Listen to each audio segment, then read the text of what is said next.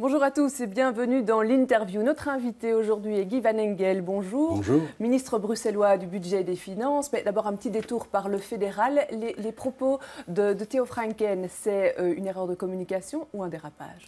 Il faut toujours être prudent sur Twitter et les médias sociaux. Moi, je n'ai pas Twitter et j'ai toujours conseillé à mes collègues du VLD de ne pas utiliser Twitter.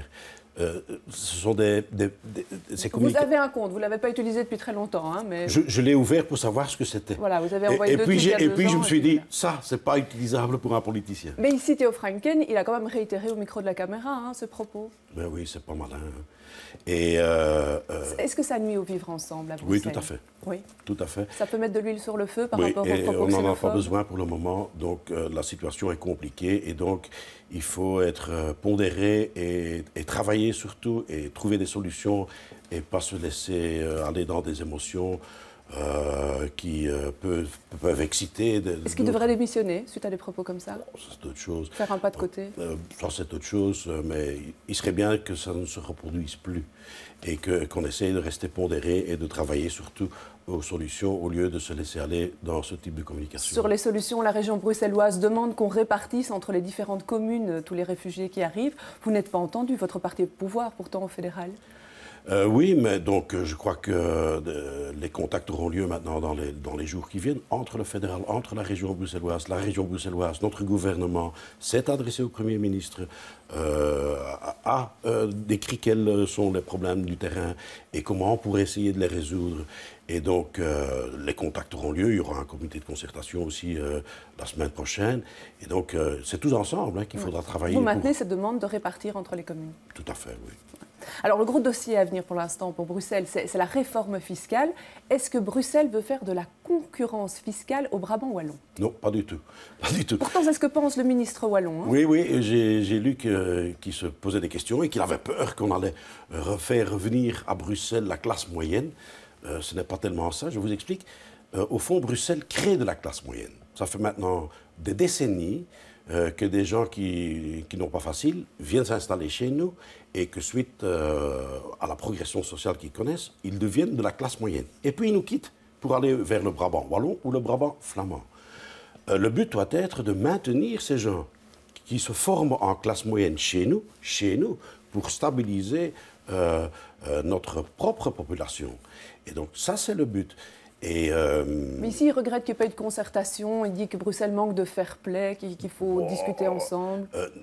Nous avons tous voulu une 6e réforme de l'État.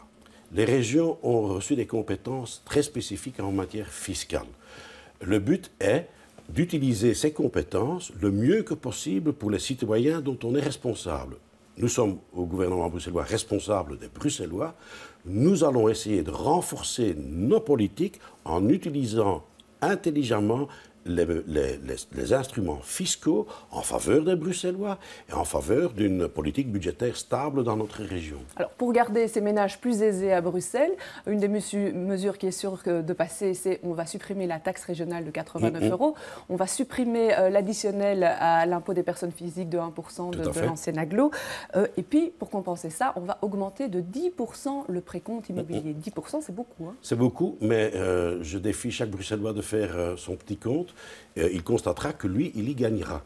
Grâce à la suppression des 89 €, grâce à la suppression du 1% IPP que nous payons bruxellois et qui n'existe nulle part dans notre pays. Hein, parce que ça aussi, mon collègue wallon l'oublie de dire, mais nous avons des taxes régionales bruxelloises maintenant qui sont propres à la région bruxelloise, mais qui sont totalement inconnues en Flandre ou en Wallonie. Et donc, je ne vois pas pourquoi les Bruxellois paieraient plus de taxes que d'autres.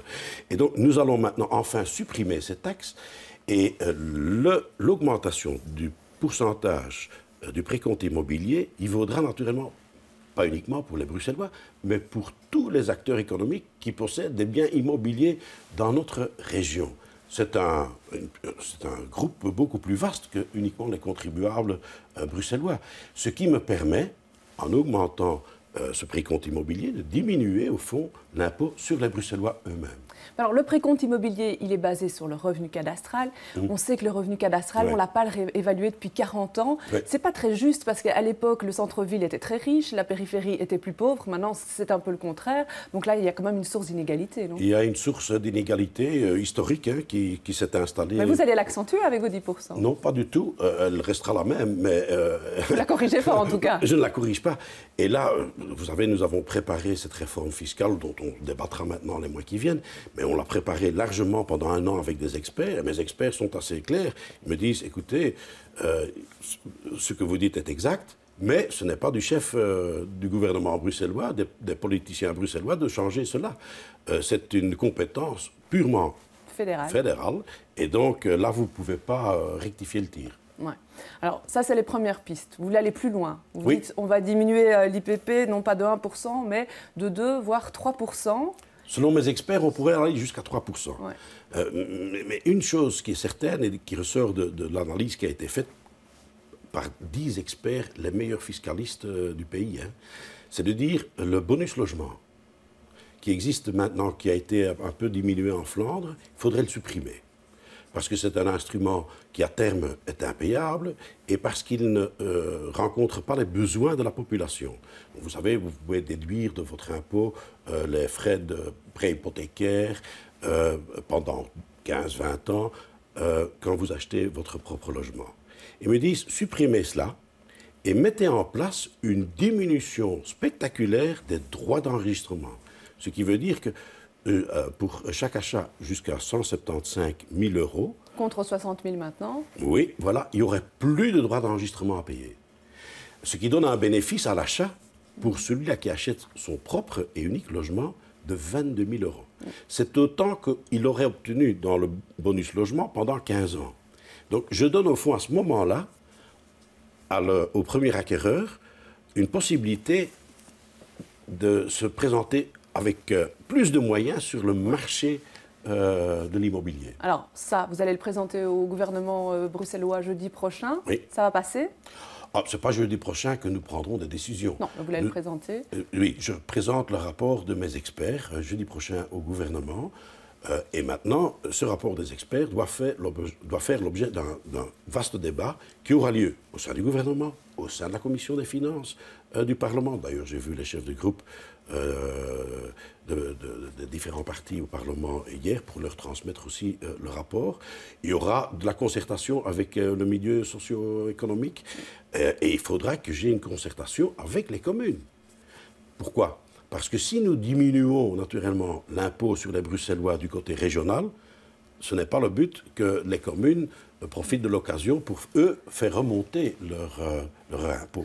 Alors, parmi les mesures que vous proposez pour aller plus loin encore, il y aurait la compensation d'une diminution de l'IPP par la suppression de la déductibilité des titres-services. Oui. Là, les entreprises de titres-services crient au secours en disant notre secteur est fragilisé, vous allez nous mettre dans la difficulté. C'est quand même beaucoup d'emplois à Bruxelles. Hein. Oui, mais le secteur n'est aucunement en péril ou en danger en mettant sur pied cette mesure-là. On a quand même déjà augmenté les tarifs des titres-services. Donc le titre-service coûte maintenant 9 €. Oui. Hein. Et donc, que se passe-t-il? On peut avoir quelqu'un totalement légalement au travail pendant 1 heure pour 9 €.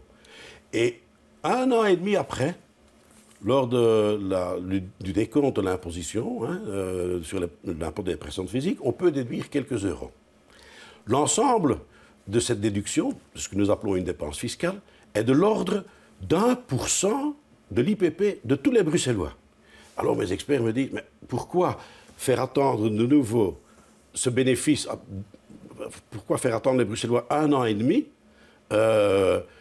si ça représente 1% de l'IPP, vous pouvez diminuer votre impôt directement d'1% de l'IPP. Mais pour les personnes qui bénéficient des titres-services, vous ne craignez pas qu'il y ait un retour vers le travail au noir? Non, pas du tout, parce que ce n'est pas la déduction fiscale qui se fait 1 an et demi après qui motive pour acheter le titre-service. Ça, c'est votre conviction? Ça, c'est la conviction, c'est ma conviction, mais c'est la conviction aussi de nos experts qui me disent, écoutez, cela, c'est encore quelque chose qui complique la vie à tout le monde. C'est beaucoup plus simple de dire maintenant, voilà, tout le monde, moins 1%, et oublions cette tracasserie administrative qui prend d'ailleurs 1 an et demi à se concrétiser. Alors, autre dossier, celui des avions. On a entendu le MR hier par la voix de Vincent De Wolf sur ce plateau qui parlait de taxer les avions en fonction du bruit qu'ils font lorsqu'ils passent au-dessus de Bruxelles. Votre réaction par rapport à ça, comme ministre des Finances et du Budget? Je crois qu'il se réfère à des exemples étrangers, hein. Mais je crois qu'il a oublié quelque chose, c'est qu'en Belgique, la politique environnementale a été régionalisée. Et donc, nous ne connaissons pas de limite. Je ne pense pas qu'il ait oublié. Hein. Notre espace aérien ne connaît pas de frontières administratives.